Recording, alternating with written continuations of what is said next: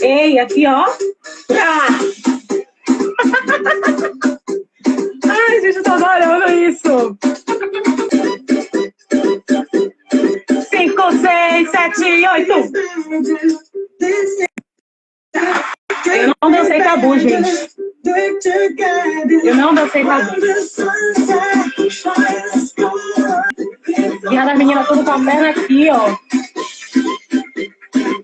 Rebeca tá dizendo aqui que morria dançando. Mentira! Tudo bom, ó.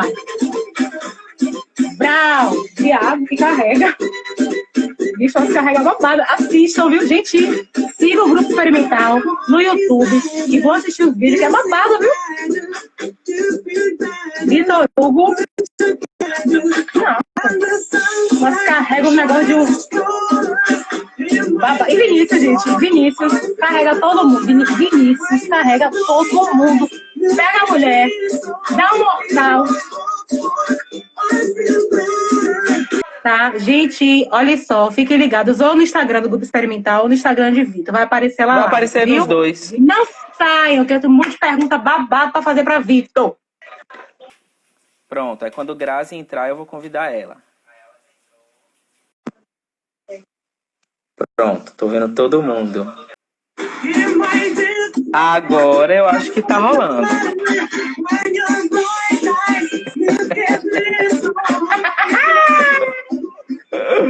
Viado, que babado é esse de tabu? Eu quero dançar, hein? Quero dançar tabu, não quero nem saber. Quero o povo me carregando depois dessa quarentena. Pois é, depois da quarentena. Agora tá tudo ok, né? Todo mundo tá me vendo, tá todo mundo vendo tudo. Todo mundo tá me escutando? Tá, só fale um pouquinho devagar, porque tá congelando, tá? Tá certo. Mas tá todo mundo me escutando. Bem baiano. Eu acho que tá. Antes da gente começar, quanto povo tá chegando? Gosto. Quanto povo tá chegando? Ó, era ainda.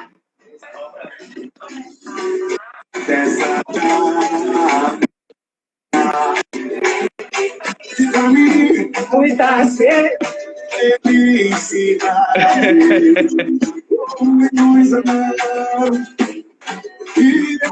parabéns. Chegou a hora de apagar a velhinha. Vamos cantar.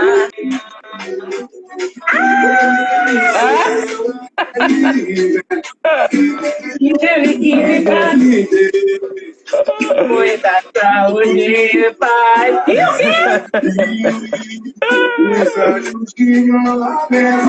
Parabéns. Ai, gente, que massa, adorei. Segundo bolo. Amigo, fui ali na padaria. Peguei um pedaço de bolo, viu? A sopra daqui, faz o pedido. 1, 2, 3 e... Tá. Vai! Aê! Eita! Aí, foi. Vatapá, é caruru. Vitor Hugo, eu vou comer seu bolo. Ai, meu Deus. Amigo, parabéns, viu? Muitos anos de vida, saúde, Obrigada. Paz, felicidade. Tudo de melhor na sua vida. Você é um ser humano excepcional, de verdade. Tô falando aqui do meu coração. Você é um ser humano que não existe, cara. É incrível a sua determinação, a sua garra para fazer as coisas. Quando você põe uma coisa na cabeça, não tem quem tire. Eu acho isso maravilhoso. Você movimenta as coisas, você faz as coisas acontecerem. Mesmo aquilo que a gente pensa assim, gente, que maluquice é essa, viado? E quando a gente se dá conta, a maluquice já tá acontecendo, tá dando certo, tá dando frutos positivos. Então, parabéns, viu? Obrigada por estar na minha vida e por mudar a vida de tantas pessoas. Você não tem ideia do quanto você muda a vida das pessoas. Eu sou uma pessoa que não desiste e eu acho isso magnífico, porque hoje em dia estamos vivendo a geração do cancelamento, né? Se não dá certo, cancela e parte para outra. E você é o tipo de pessoa que você acredita de fato nas pessoas, né?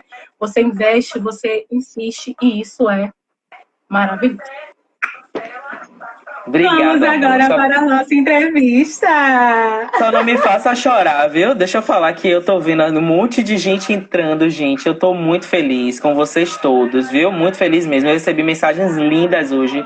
A galera tá achando que esse momento de quarentena a gente tá fazendo, decaindo, né? E muito pelo contrário. Eu tô aqui produzindo, eu tendo mais ideias malucas na cabeça e só pensando em vocês todos que me acompanham, que gostam de mim, que é de coração. Tô vendo gente, assim, da minha família, alunas, a galera do grupo, que é Grupo Experimental Eternamente, que eu sempre digo, tem que voltar, tem que voltar. Cris Costa, Vicky, um monte de gente. Eu não vou falar todo mundo para não ser injusto, mas eu tô muito feliz. Obrigado por tudo, viu, gente? Obrigado mesmo. E tem muita gente que eu ainda não respondi, porque eu não tive tempo ainda de responder, porque meu celular tá com probleminha. Mas eu já vou, daqui a pouco eu vou responder todo mundo. Eu ainda tô recebendo mensagem no WhatsApp toda hora, eu tô aqui cancelando. Mas eu vou responder todo mundo. Para começar, mas de antemão, eu queria saber de você, por que você decidiu fazer essa semana de entrevistas, né, de atividades? O que te motivou a fazer isso? Eu venho acompanhando algumas lives que tá acontecendo e eu venho me perguntando qual é a função da gente como companhia independente em relação à produção nesse momento de quarentena, né? A gente tem um canal no YouTube com o nosso repertório, ou pelo menos a grande maioria do nosso repertório. A gente tem movimentado o Instagram com nossos arquivos, mas a gente tinha um plano antes da quarentena e agora a gente tem um outro plano. A gente está comemorando 10 anos. E de uma certa forma eu queria que o povo que acompanha o meu trabalho conhecesse uma das coisas mais importantes na minha carreira, que é a história do grupo esse ano, né? E a gente tinha, você que é integrante sabe disso, a gente tinha um planejamento para esse ano. E um planejamento que a gente está adaptando. Então, essa é uma das ações que a gente pretende fazer, não só para movimentar a comemoração do grupo, mas também para movimentar a dança de uma forma geral, para a gente falar um pouco de dança, porque eu acho essencial. A gente que pratica a dança, a gente falar de dança. Massa, como sempre, você movimentando as coisas, né? Eu acho isso ótimo. E vem cá, como é que Vitor Hugo se define? Me conte. Ai, meu Deus. Eu me defino muito como sonhador demais, até demais. Às vezes, antes de dormir, eu paro e fico perguntando assim, minha cabeça roda mais no travesseiro, né? E eu fico dizendo, gente, isso que eu tô pensando é uma loucura, mas eu quero fazer, entendeu? Então eu tenho muita coisa que eu quero, pretendo fazer, que eu ainda não externei, que eu ainda não coloquei em prática, mas eu me defino como sonhador. É literal para mim. Sonhador é a palavra que me define. Mente perturbada. Gente, as definições de vocês estão ótimas. Tá. Pelo que você quer ser lembrado, qual é o legado que você quer deixar no mundo? O legado... o que eu quero, na verdade, como artista, eu queria que as pessoas tivessem mais acesso à nossa história de dança, sabe? Eu sinto muita falta das referências. A minha geração tinha mais referências, mesmo que não tivesse isso documentado. Mas eu sinto muita falta disso, sabe? De que as pessoas tivessem uma memória de dança. E eu quero que tudo que eu produza, seja relevante ou não, tudo que eu produza que esteja, de uma certa forma, registrado. Porque a gente que é coreógrafo, que quer colocar um trabalho na rua, a gente quer dizer alguma coisa, né? E a gente quer ter uma resposta. Hoje em dia a gente tem a internet, que é uma ferramenta incrível, né? Que a gente pode utilizar de várias maneiras. Então, eu tento deixar o meu legado através desses registros. E esse julgamento do público, se é essa palavra melhor para a arte, né? Mas, enfim, Esse julgamento é o julgamento do público que gosta de dança, dos meus colegas, porque infelizmente a gente ainda tem um público de dança formado por pessoas de dança, né? Então eu deixo para que esse julgamento seja feito pelo público, mas enquanto eu tiver vida e saúde produzindo, eu quero que isso seja registrado de alguma forma. O que motivou você a criar o grupo experimental de jazz? De onde surgiu? Você criou isso sozinho? Ou teve a ajuda de alguém? Como foi? De onde surgiu o grupo experimental de jazz? O grupo surgiu há 10 anos atrás, há 10 mil anos atrás, no momento em que Marcinha, que era a companhia de dança, dançava na Cia de Jazz Márcia Oliveira, e Marcinha resolveu dar um tempo da companhia. Muitos bailarinos estavam trabalhando com ela lá no México, e eu fiquei com alguma outra parte, né, da companhia.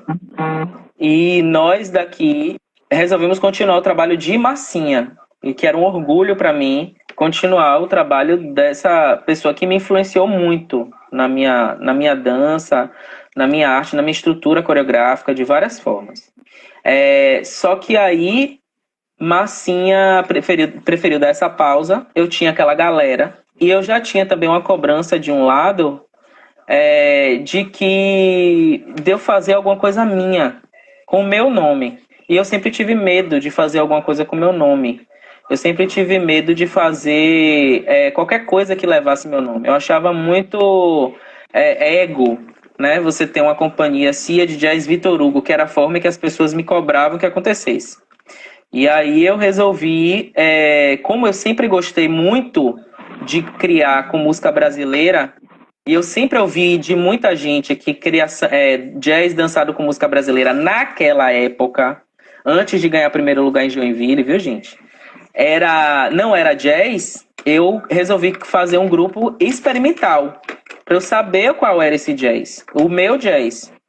E aí surgiu a ideia do nome. E aí eu chamei Vinícius e falei da minha ideia. E Vinícius Paim me ajudou. A galera que estava na Cia de Massinha, todo mundo ficou, e eu convidei algumas pessoas que faziam faculdade de dança comigo na época, que eu estava fazendo licenciatura em dança na UF. Rebeca, Nath. E aí eu queria, já tinha essa ideia de trabalhar com outros corpos que não tivessem experiência do jazz, dentro do jazz, que é uma coisa que eu amo fazer. Amo fazer. Mesmo fugindo um pouco da estética de que muita gente gostaria de ver. E aí foi assim que surgiu o grupo. E graças a Deus todo mundo aceitou, e não é à toa que está aí há 10 anos. E tem um monte de gente aqui falando que o grupo experimental de jazz mudou a vida delas, né? E, de fato, o grupo experimental de jazz mudou a vida de muita gente. Você não tem... Nossa. Até aquelas pessoas que passaram rapidinho, passaram, olharam e saíram, com certeza, mudou a vida de muita gente. E quando foi que você descobriu que você queria viver de dança? Quando foi que você disse assim, não, eu quero ser dançarina, eu quero esticar meu pé e dar pirueta? Na verdade, eu queria ser diretor de cinema. Sempre foi meu sonho de adolescente. Desde a sexta série eu falava nisso, que eu queria ser diretor de cinema. Eu amo cinema até hoje. E aí, eu com 15 anos ganhei uma bolsa na Escola de Balé e Arte, que foi onde eu comecei. E aí, quando eu ganhei essa bolsa e comecei a fazer aula lá, foi parecer que deu um clique assim na minha cabeça, sabe? E eu me descobri. Automaticamente fez parte da minha identidade, aquilo ali que eu estava fazendo.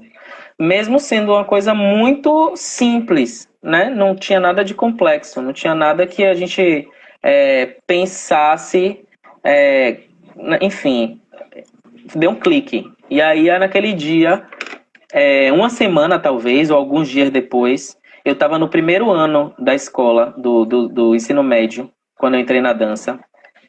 E eu tinha uma amiga minha, Laís, que fazia balé. E ela me mostrou um teste de aptidão, né? Que chamava na época um teste de aptidão, que tinha as áreas artísticas. E eu vi que tinha faculdade de dança. Eu tinha meses de dança. Nesse dia, eu pensei em fazer dança. E quando a gente começou a falar de vestibular em casa com minha mãe, que eu via que não tinha condições da gente pagar uma faculdade particular de cinema, que era o que eu queria fazer, eu resolvi fazer dança. Eu vi que era uma possibilidade. E eu comentei com minha mãe meio cheio de dedos, assim, sabe? Meio sem saber se a resposta. E eu falei assim, mãe, talvez eu queira fazer faculdade de dança. Isso já 1 ano depois. Aí minha mãe, naturalmente, quem conhece minha mãe sabe, minha mãe naturalmente falou, tá, tudo bem, faça o que você quiser. E aí eu fiz faculdade de dança. Nunca tive também, meu pai nunca se opôs também. Teve alguém que perguntou sobre a família, meu pai também nunca se opôs. E no início, meu pai tinha aquela ideia, que muitos devem ter ainda, de que eu precisava fazer um curso para pagar a minha dança. Mas eu sempre quis viver de dança, mesmo tendo a certeza de que seria difícil. E aí entrei logo na faculdade de dança, passei no primeiro vestibular. Se você não fosse dançarino, você seria o quê? Se eu não fosse dançarino, Se você não fosse dançarino. eu acho que eu estaria no cinema. Porque minha mãe, mais uma vez, né? Porque tem muitos amigos aqui, quem conhece sabe. Eu tenho certeza que minha mãe ia fazer das tripas coração para eu fazer a faculdade de cinema. Porque se eu não tivesse me identificado em nenhum curso, agora tem uma coisa. Eu sempre gostei muito de história. E na minha época, as opções, o vestibular tinha 3 opções. Minha primeira opção foi dança. A segunda opção foi jornalismo, porque talvez possa ser que seja uma, né? Poderia ter sido. E a terceira coisa foi história. Porque eu sempre gostei muito de história. Muito gostei. Sempre gostei muito de história. Gente, aí o povo tá aqui falando assim, ó, comentarista de novela. Porque, gente, Vitor Hugo é uma enciclopédia. É incrível. É incrível. Ele sabe tudo de livro e de música. E aí a gente tá conversando aqui, daqui a pouco ele larga um negócio, já porque é o diretor sueco de não sei da onde, que criou não sei o quê. E você fica assim, ó. Quando você senta pra conversar com o Vitor, você fica... Como assim ele sabe isso tudo? Gente, eu sou muito curioso. Você sabe o que eu faço? Eu fico... É maluquice. A tua memória... Menina, eu vou te perguntar. Isso aqui é uma pergunta pessoal. Pessoal minha, que é uma coisa curiosidade. Como é que você faz pra tua memória tão boa, meu filho? Porque é babado. Até pra pegar a coreografia, todo mundo sabe. Gente, eu demoro horas pra pegar a coreografia. Porque a memória é péssima. Vitor Hugo, meu amor. Pegou hoje, no dia seguinte ele lembra tudo. Me conte como é a tua memória. Eu não sei, eu acho que eu deveria estudar, fazer uma tomografia. Quem é da área de saúde aí? Tem, ó, Cris, que é minha aluna, que é médica. Explica aí esse negócio. Pô, eu não sei, gente. Você sabe o que eu faço? Eu brinco de hiperlink. Eu tô fazendo uma pesquisa para um espetáculo do Castelo, ou de Vicky, vamos dizer assim. Aí eu começo a pesquisar. De repente, eu pego aquela pesquisa lá, o filme ou o tema, e eu já parei em Dom Pedro II. E de Dom Pedro II eu já estou em física quântica. E aí tudo me interessa, sabe? Aí eu vou clicando em tudo que eu vejo e vou assistindo, e vou lendo, e vou assistindo o vídeo. E quando eu vejo no meu computador, tá assim, 1000 abas abertas, sabe? Que na hora de desligar o computador eu vou fechando e disse, ih, gente, eu não li isso aqui. Aí eu favorito para ler depois, sabe? E aí fico lendo tudo. E de manhã lendo notícia de tudo que me interessa. É maluquice. Eu não sou certo, não. É maluquice. Apaixonou pelo jazz especificamente. A primeira aula de dança que eu fiz não foi o jazz. A primeira aula de dança que eu fiz foi o balé clássico. E alguns momentos da minha vida eu quis ser bailarino clássico. Mesmo com essa lasca de bunda e essa lasca de coxa, eu acreditava que eu conseguiria ser bailarino clássico. Mas todas as vezes que eu estava na aula do jazz, que eu reproduzia alguma sequência da minha professora, eu via que aquele lugar me pertencia mais, sabe? Eu me sentia mais à vontade no jazz. E quando eu conheci Luciene Munakata, que está até aí, que eu comecei a fazer aula com ela, eu entendi uma outra configuração do jazz, que é o processo de criação, que eu não conhecia antes de entrar na faculdade de dança. Porque a minha outra professora, a Bianca, que foi minha primeira professora, Bianca Bondi, trabalhava muito com cópia e reprodução, o que não é errado, eu acho incrível também. Desculpa, gente. E quando eu conheci Luciene, que eu comecei a ver a Japa ali, minha filha, pensando no que fazer e em tudo que saía daquela cabeça, daquele movimento, eu disse assim, não, eu quero ser ela. E aí eu resolvi que o jazz era a minha ferramenta. E se firmou muito mais depois que eu entrei na faculdade de dança e que dentro da faculdade de dança, na minha época, eu não recebi nenhum apoio, muito pelo contrário. Alguns dos meus professores no início dizia que eu tinha que partir para dança contemporânea, partir para um meio mais comercial, enfim, não sei o que é que de fato eles pensavam. E aí quando foi passando, né, os semestres, no terceiro semestre eu bati o martelo e decidi que dentro da minha faculdade minha pesquisa pessoal seria o jazz.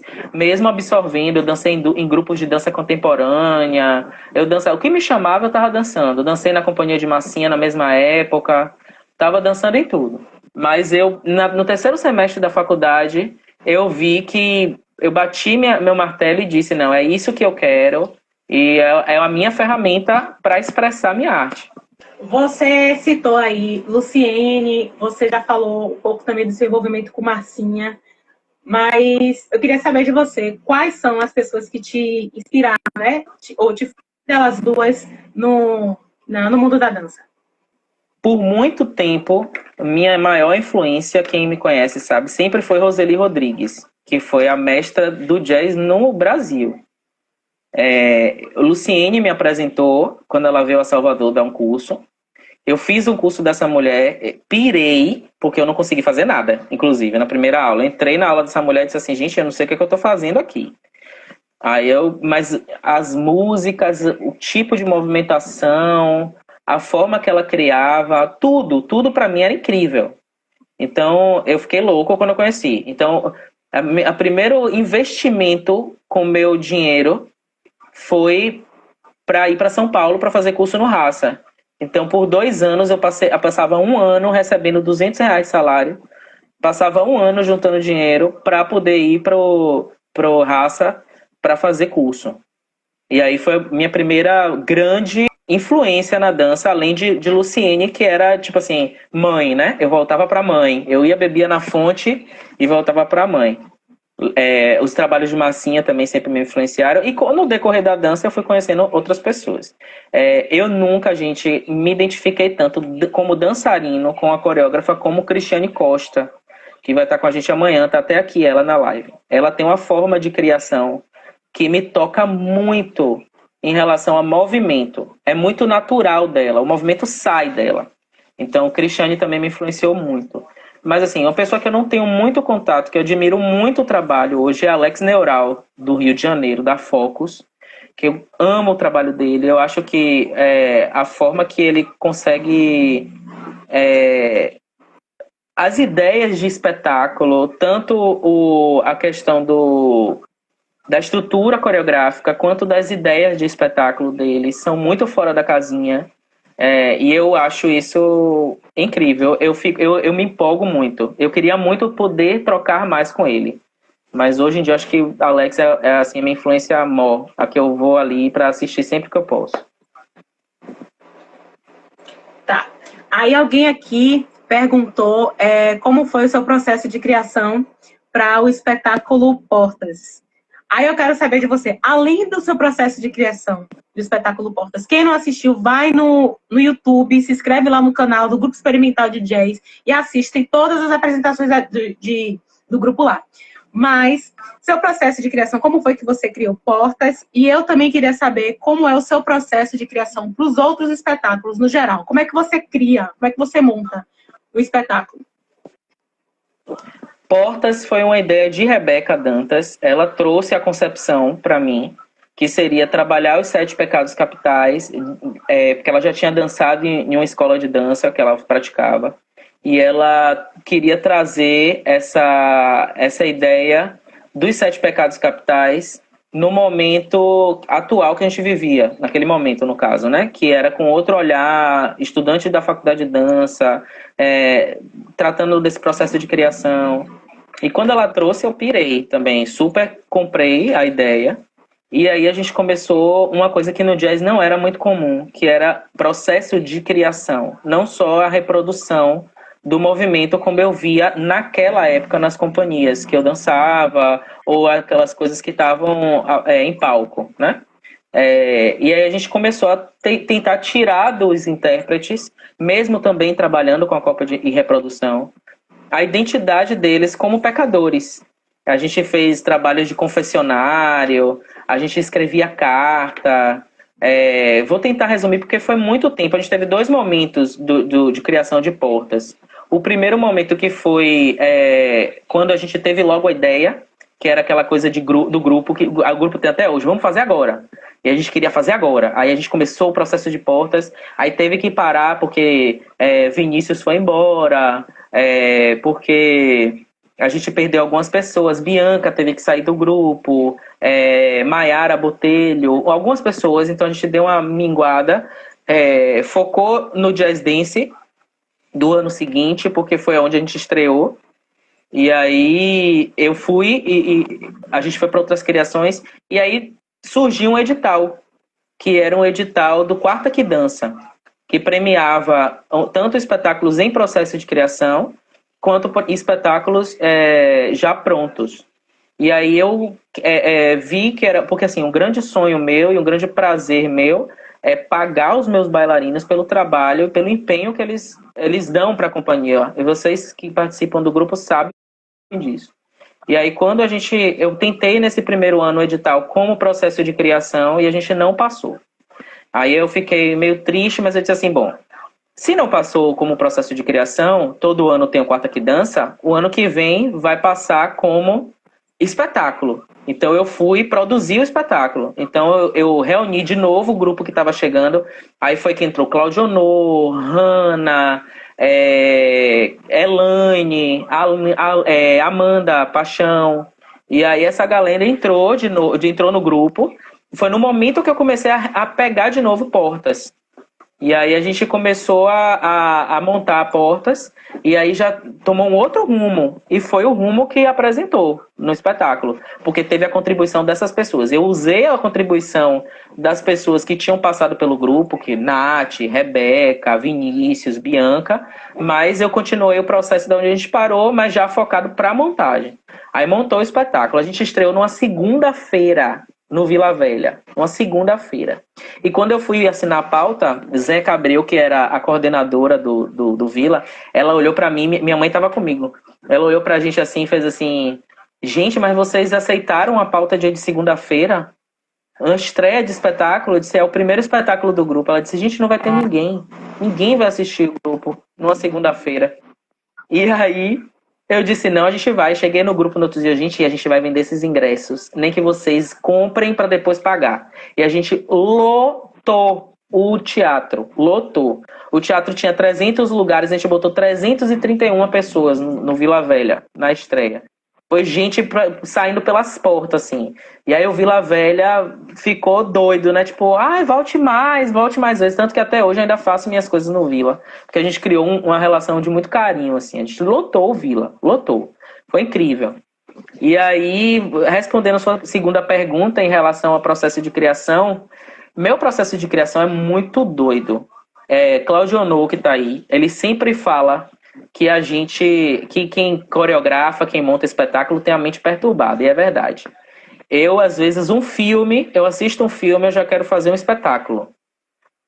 Às vezes eu ouço uma música, então depende muito. Eu vou focar em um processo que é o próximo da gente, do próximo espetáculo, que vai ser o sexto espetáculo do grupo, que é Álbum de Família, que eu criei uma coreografia que falava sobre nostalgia, falava sobre essa coisa de você pegar uma fotografia antiga e começava a lembrar de coisas que aconteceram.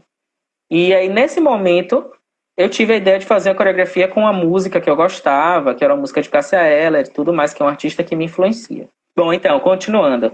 Depois que a gente dançou Sépia, que foi essa coreografia que eu tô falando, que a gente dançou no Encontro Baiano de Jazz, que foi um convite de Luciene, surgiu a ideia do nada. Eu queria fazer uma coreografia que falasse sobre nostalgia. Falar sobre essa nostalgia que a gente sente em ver uma fotografia antiga. Principalmente a nostalgia que a gente sente e se emociona com a foto do outro.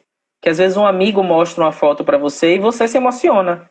Mesmo você não conhecendo ninguém naquela foto, nada daquela história daquela foto. Então, esse foi o meu principal motivo. Eu peguei aquela música de Cássia Eller, Cássia Eller é uma...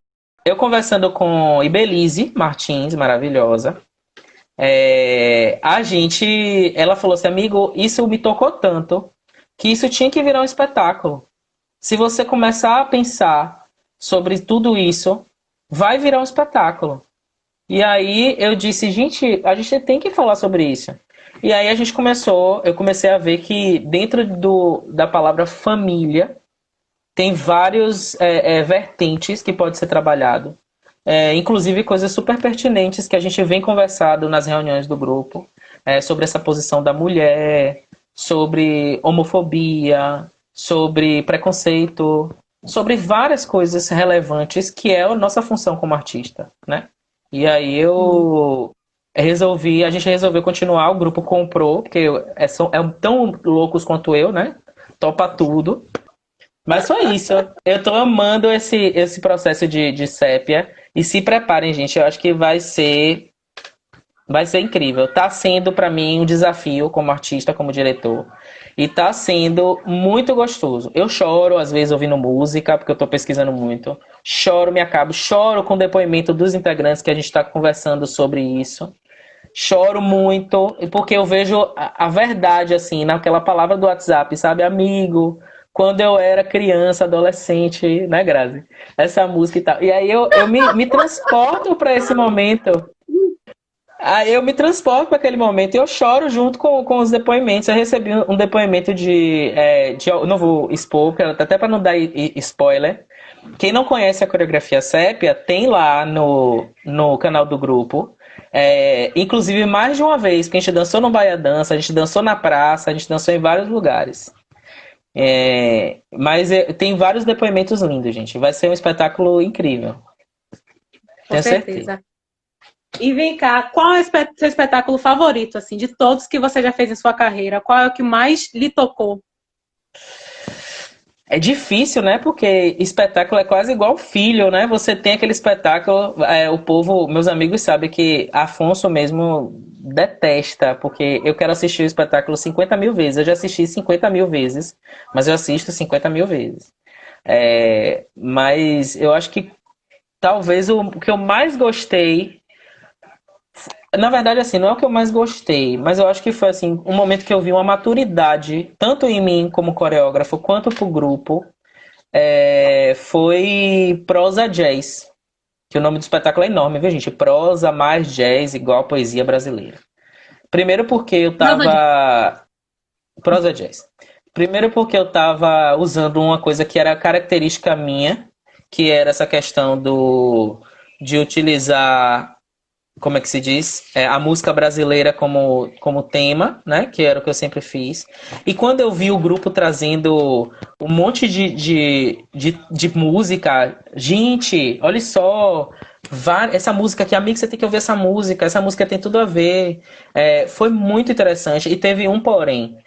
Nesse momento de criação do Prosa Jazz, eu estava entrando num processo de síndrome do pânico. Eu saí de muito trabalho, eu tive muita força do Castelo na época, que era a única escola que eu estava dando aula. Eu tive muito apoio das meninas, de Lucy. Eu lembro de Lucy me levando para casa, eu em crise, congelado na porta do Castelo, Lucy me levando para casa. Então, foi um processo muito delicado. Quem já passou por isso, pânico, depressão, sabe como é.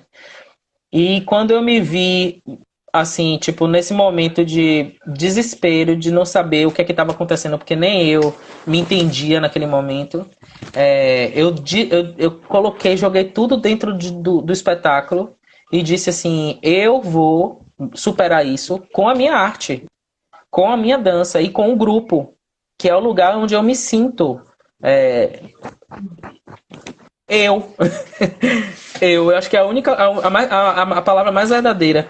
Não que nas escolas que eu dou aula eu não me sinto, mas é porque a gente tem um trabalho diferenciado com criança, a gente tem um trabalho diferenciado com adolescente, com adulto que está iniciando. E no grupo nós somos iguais, sabe? Eu me junto igual, sabe? E aí criou uma trilha que terminou o espetáculo, tanta gente querendo essa trilha que eu fiquei louco. Na época era esse negócio de queimar CD, mídia de CD no Nero. Eu tive que fazer essa trilha 50 vezes pra dar pra esse povo.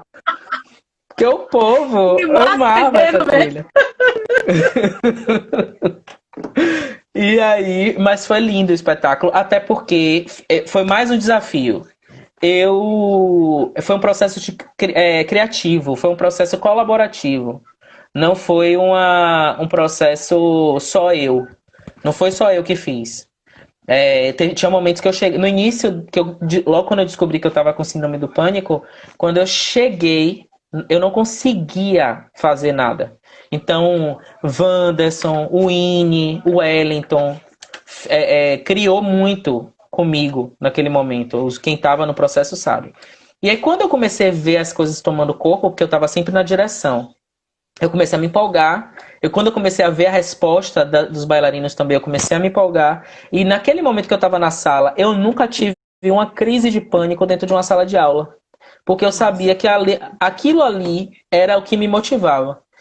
Eu chegava no portão do castelo, na hora quando eu estava tocando, quando eu dizia assim, alguém falava assim, amigo, olha o horário, no grupo até hoje, né? Que eu esqueço do horário. Amigo, horário.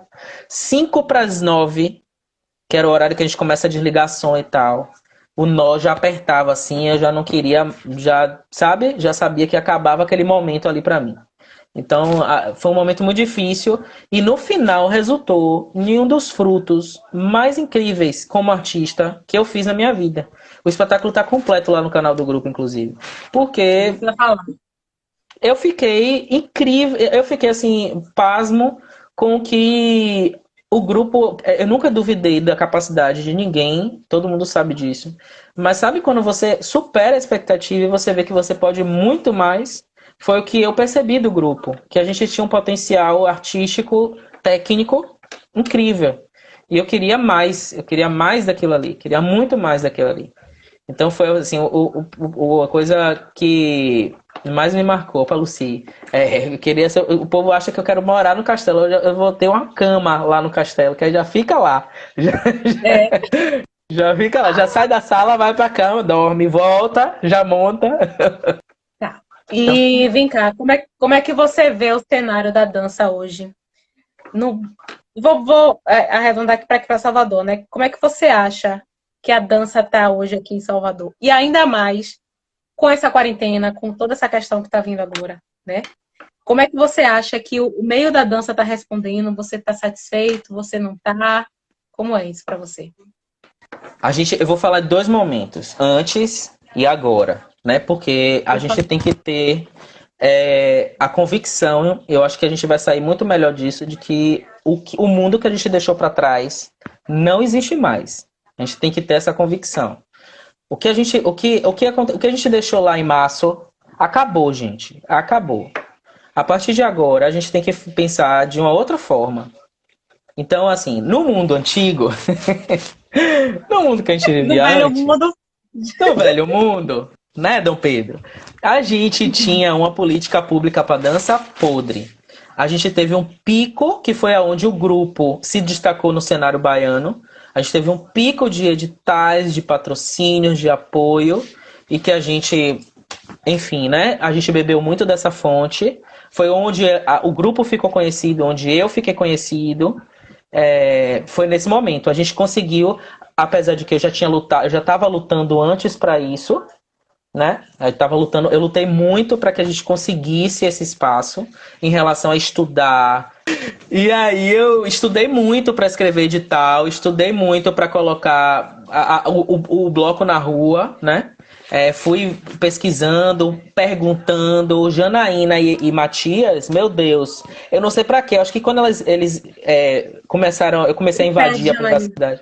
O pé de Janaína. O pé que eles Quando eles começaram a ver que eu comecei a acessar, eu acho que eles disseram assim, meu Deus, pra que eu fui dar meu WhatsApp pra esse menino, gente? Porque eu enchia o saco. Eu perguntava, Matias, você acha que é assim, assim? Matias, você acha? Eu enchia o saco.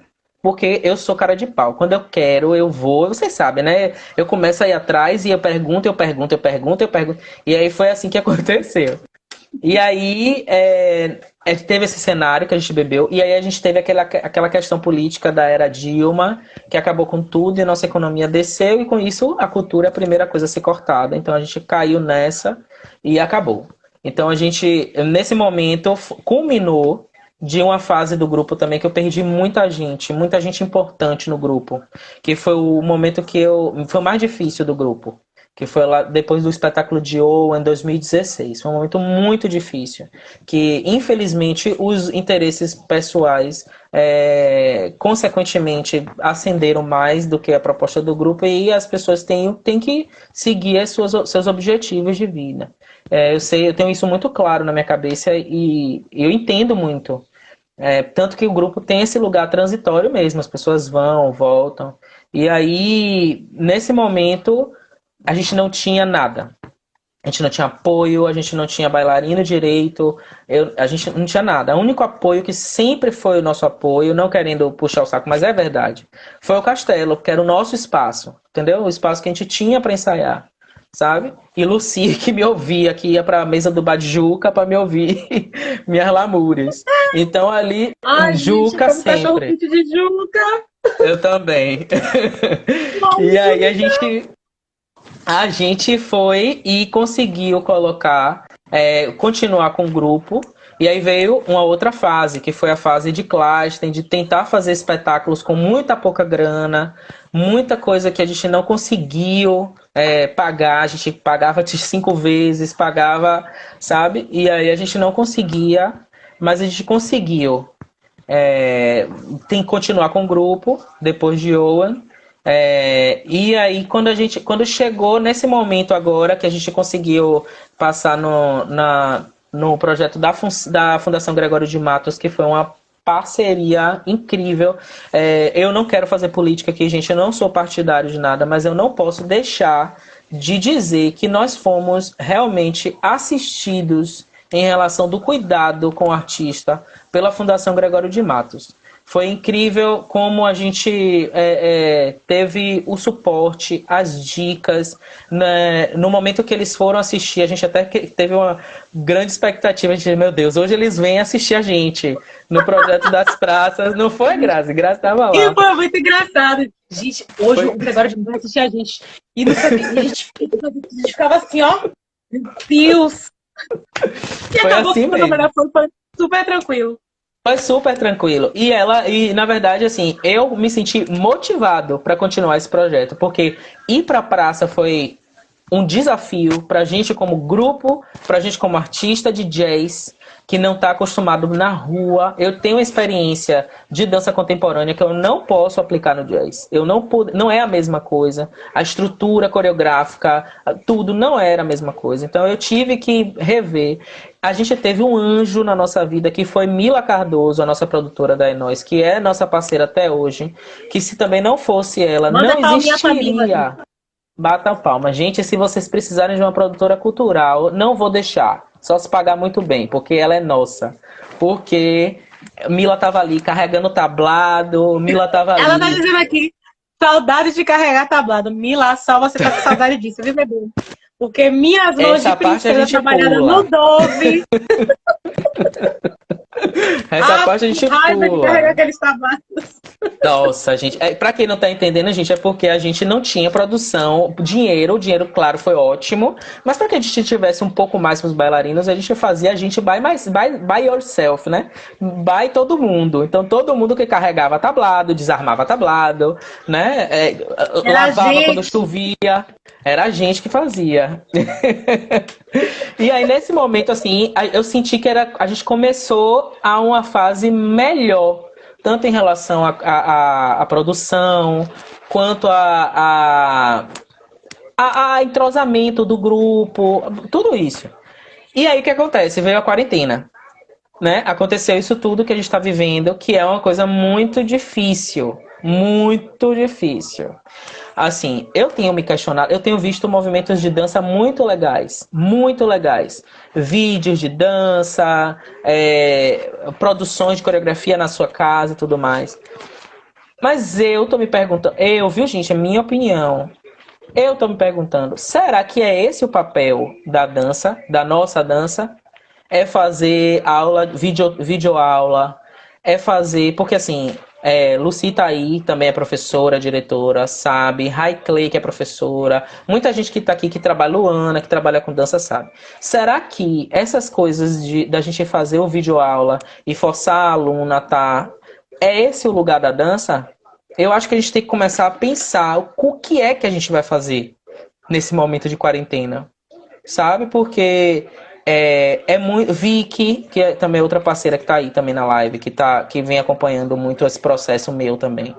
Eu me pergunto como artista, porque às vezes eu não me sinto motivado em fazer vídeo, eu não me sinto motivado em dançar pro celular, sabe? Até porque eu não tô acostumado a fazer isso. Eu tô acostumado a dançar para uma plateia. Eu tô acostumado para dançar para os meus alunos e receber uma resposta. Então, claro, óbvio que a gente tem que se adaptar a tudo. A gente tem que se adaptar. Eu tenho certeza disso. Mas eu queria só pensar e eu queria muito que vocês me dissessem também, quem trabalha com dança. Será que é esse lugar mesmo que a gente precisa de fazer videoaula?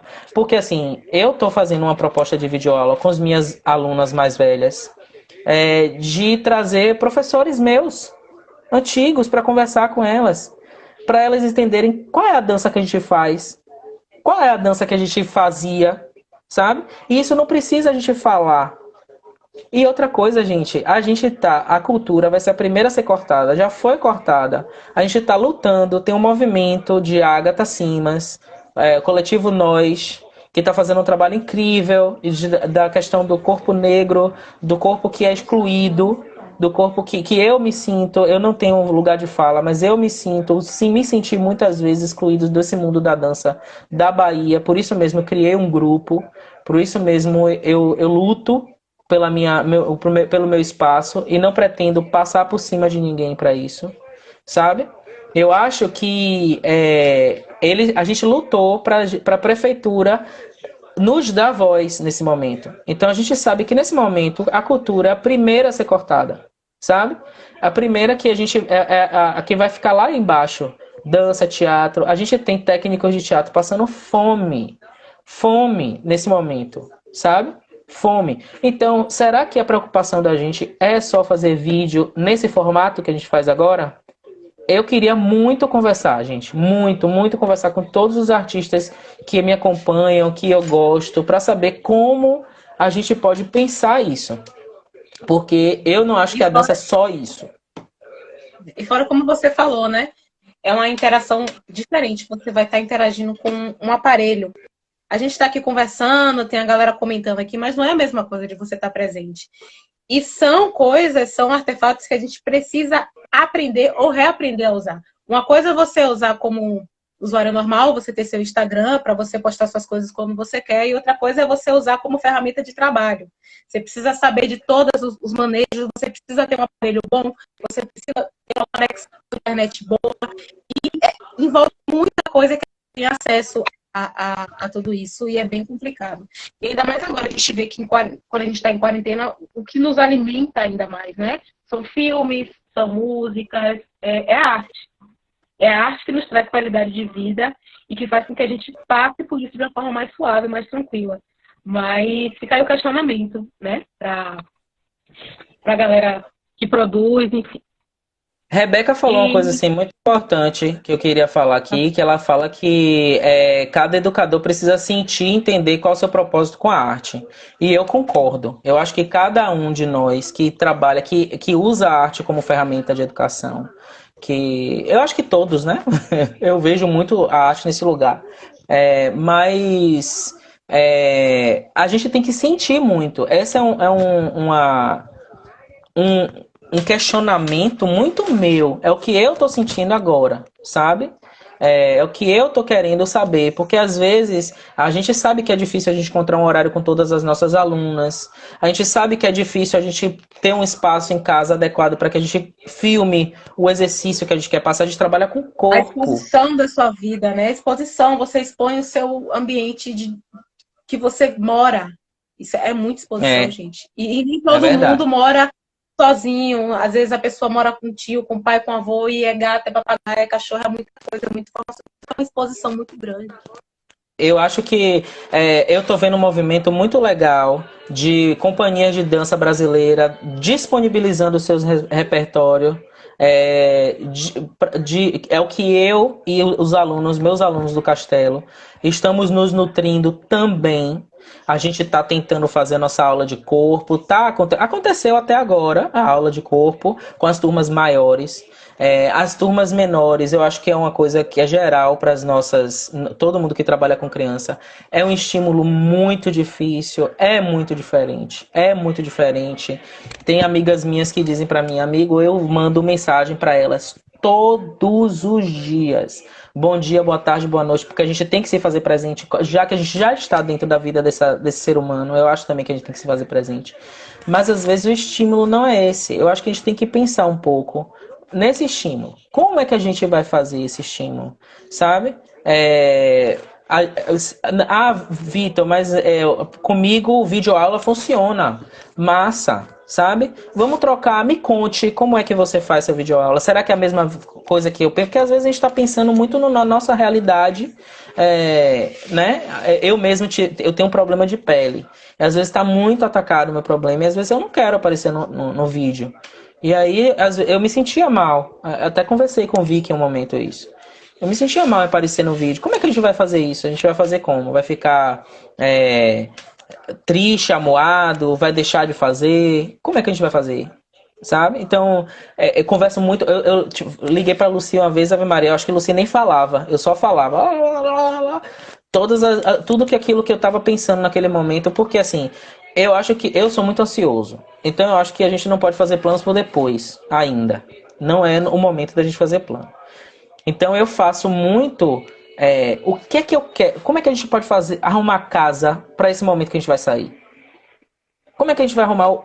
Como é que a gente vai estar por dentro para esse momento que a gente vai voltar para a sociedade? Porque não vai ser de vez. Não vai ser assim, um dia acabou e todo mundo sai. Porque a gente tá vendo os números, tá vendo como é que tá acontecendo. Então não vai ser assim. Então como é que vai ser? Como é que a gente vai se preparar para esse momento? Então, eu vou me preparar para esse momento. Eu estou me preparando para esse momento. Eu estou me preparando como professor, eu estou me preparando como artista. Eu percebi, por exemplo, que eu tenho muito filme importantíssimo. Eu, como educador, eu precisava ver esses filmes e eu não tinha assistido. Eu estou assistindo. Eu sentia que tinha alguns artistas da música popular brasileira que me digo que coreografo música brasileira, não conhecia. Eu me fiz ouvir o repertório dessa pessoa. Eu me dediquei a ouvir. sabe? Então, essa é a minha forma de fazer, entendeu? E às vezes, como a gente tá sem tempo, a gente não tem um relógio às vezes, a gente vai muito pelo relógio biológico, que muitos dos meus alunos, amigos, as pessoas que eu compartilho nesse momento, tá fazendo.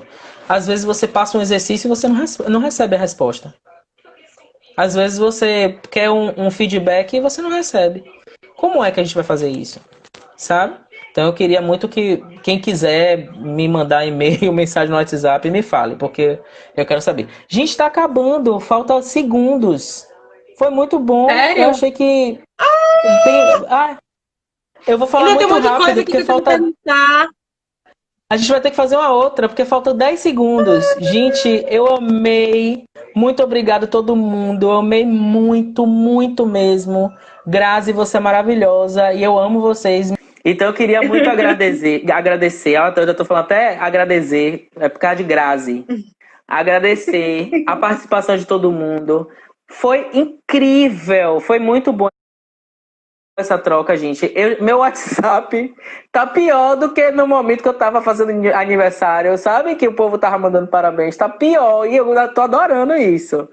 Me mandem, eu trouxe um questionamento, me mandem, eu quero trocar com vocês, certo? Eu quero mesmo ouvir o que é que vocês têm para me dizer, porque se a gente que é artista e que vive na mesma cidade, o mínimo que a gente pode fazer é trocar. Então, foi muito, muito, muito, então, muito intenso para mim relembrar esses momentos. Adorei as perguntas, amiga. E eu acho que vai ser uma semana interessante. Porque a gente vai ter. Amanhã a gente tem Cristiane Costa, que eu citei na live de hoje, que foi uma influenciadora também do meu trabalho. Foi a segunda coreógrafa, porque começou só eu e Vinícius, né? Que era praticamente uma pessoa só no início do grupo, e depois veio ela com os trabalhos. Ela fez um solo que até hoje. Então ela influenciou muito o meu trabalho, mudou. Ela fez um duo meio de Rebeca na época, que assim, foi incrível, que tá lá também no canal do grupo. Uma música autoral de um cantor de Feira de Santana. Nunca vou me esquecer. Foi assim, trouxe outros questionamentos pro grupo e que. Grupo Informação é assim, gente. A gente iniciou achando que a gente sabe tudo. Não que a gente tenha. Não é uma questão de soberba, não. A gente chega assim, pronto, agora eu vou formar um grupo porque eu acho que eu cheguei no momento que eu tenho muita coisa para compartilhar. E não, gente. A gente aprende quando a gente vai dirigir um grupo. Porque a pessoa chega e traz, o bailarino chega pra gente, traz o questionamento. O artista, porque eu gosto muito dessa palavra, porque define o que são as pessoas que estão comigo no grupo. Os artistas chegam e falam, por que você vai fazer assim? Não seria melhor a gente fazer de outra forma? Me tira da minha zona de conforto, sabe? Então, compartilhar essa história vai ser incrível com o Cris também, que pegou o início da primeira mudança do grupo, que a gente veio daquela questão de fazer uma coisa e foi para outra coisa. A gente vai ter também Felipe Monteverde, que é diretor de uma companhia também, a Catarse, foi bailarino do grupo, é diretor da Catarse, que é uma companhia que movimenta essa cidade, sabe? E existem profissionais incríveis que trabalham com ele. O Felipe assim, eu acho que se eu tenho a mente perturbada, Felipe tem a mente triplicadamente perturbada. Porque o que sai daquela cabeça, minha filha, é incrível. Então tem essa questão de Felipe. Na quinta-feira a gente vai ter Lucy e Mariana, que vai ser muito legal, porque é a visão de uma escola de dança que tem uma outra configuração, que tem outras demandas, que às vezes não pode atender às demandas artísticas de um grupo independente. Mas o diálogo é tão gostoso, tão tranquilo, que acontece, sabe? Então é possível. A nossa troca com o Castelo da Dança não é só profissional em relação a eu ser professor do espaço. Não é uma troca de amizade, por eu ter tantos anos de amizade com as meninas, porque eu já tenho 9 anos dando aula no Castelo, mas de acreditar mesmo no trabalho, acreditar no meu trabalho de pessoa, né, como o Vitor Hugo, e acreditar, porque lá no Castelo eu também errei muito, eu também acertei, sabe? Eu também. Tipo assim, é muito difícil você receber crítica, sabe? E a forma que você recebe a crítica depois que você passa 9 anos em uma escola e vai para outra foi diferente. Então a gente vai falar sobre essa relação na quarta-feira, na quinta-feira. Na sexta-feira tem Luciene Munecata, que eu não preciso nem apresentar, que continua presente na história do grupo. Ela vai e volta e continua presente na minha história e na história de muitos bailarinos daqui de Salvador. Muita gente. Ela veio para Salvador, tem uma história linda.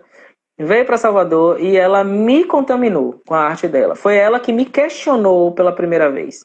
Em relação a, tipo assim, o que é que você quer fazer com sua dança? O que é que você vai fazer daqui para frente? Eu fiz faculdade de dança, no ano seguinte ela fez também. Não, mentira, ao contrário. Ela fez, no ano seguinte eu fiz.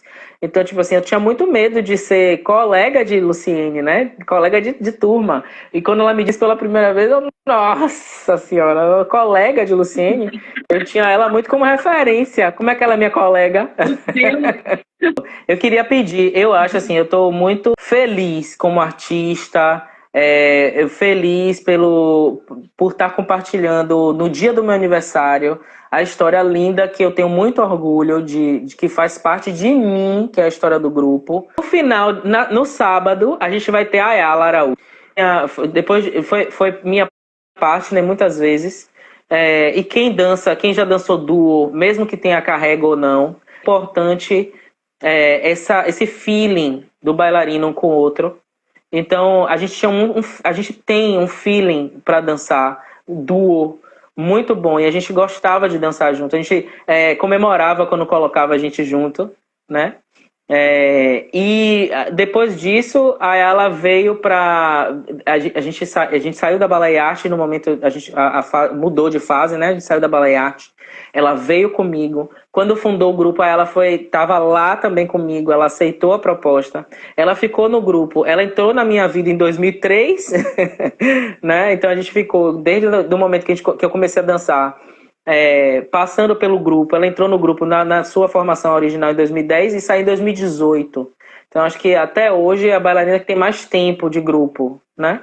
E nutricionista de formação, trabalha de uma forma espetacular, tem um cuidado com o ser humano, trabalhou em hospital, né? Tem um cuidado com o ser humano que é assim, quem é amiga dela sabe, né? Que ela tem esse cuidado de dar atenção a gente em todos os sentidos, né? De perguntar como a gente tá.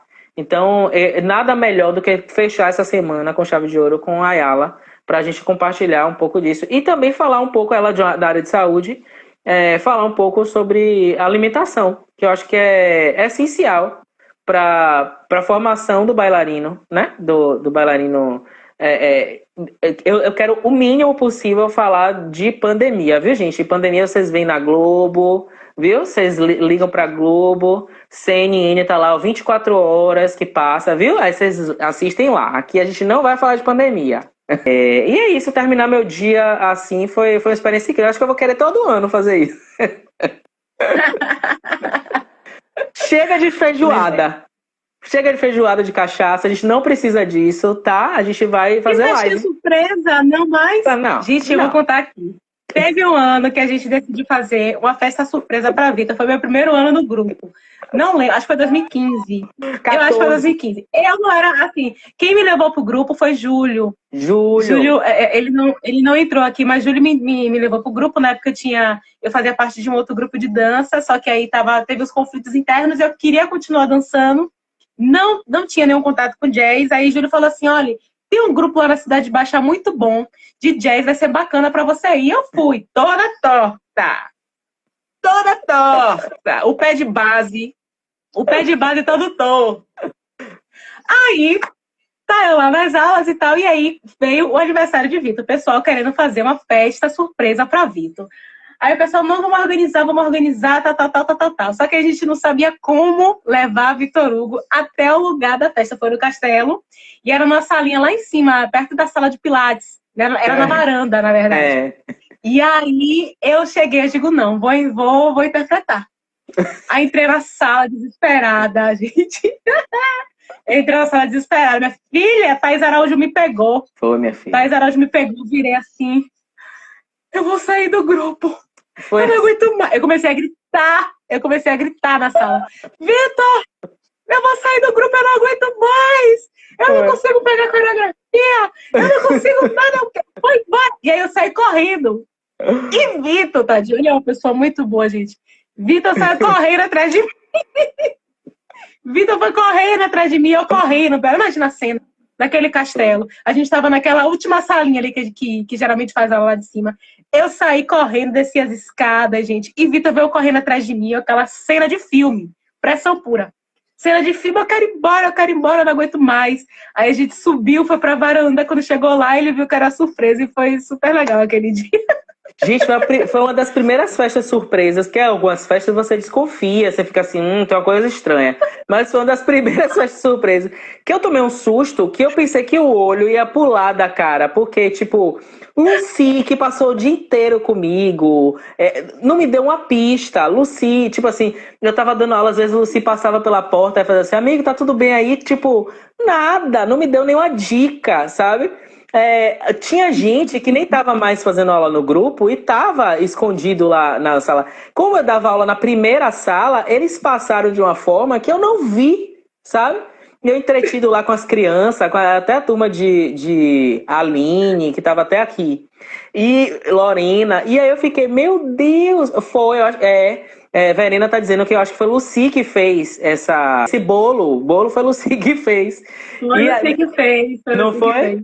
Menina, olha, essa foi a surpresa da minha vida. E foi um dos melhores presentes, que foi aquele vale presente de livro, que eu comprei 20 livros, cada um deu um valor, e foi incrível esse ano aí. Foi muito legal. Foi realmente... Lucy ainda falou aqui, eu quero feijoada, eu quero rifa, tudo que a gente já fez. Mas eu quero... Não corra, não. Quero não. Feijoada. Quero tudo. Mas tá bom, Vitor. Muito obrigada pela sua entrevista. Obrigado. Foi ótimo. Obrigada pela experiência. Obrigada a todos que vieram.